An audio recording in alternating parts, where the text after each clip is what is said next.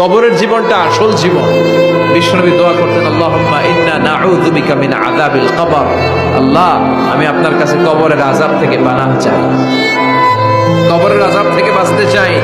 এই কবরের মধ্যে অনেক ফিতনা হবে, অনেক সুয়াল হবে। কবরে প্রশ্ন আছে না নাই? কথা বলেন।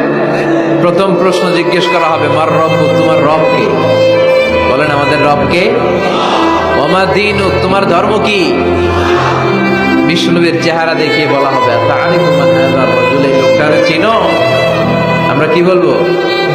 আমরা চিনি, উনি আমাদের প্রিয় রাসূল মুহাম্মদুর রাসূলুল্লাহ সাল্লাল্লাহু আলাইহি ওয়াসাল্লাম। এরপরে জিজ্ঞেস করা হবে, এগুলো কোত্থেকে শিখলা? আমরা বলবো, কোরআন থেকে।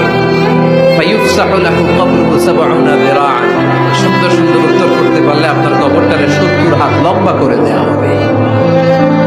ইফতাহু লাহু বাবুন ইলাল জান্নাহ, জান্নাতের দিকে একটা দরজা লাগিয়ে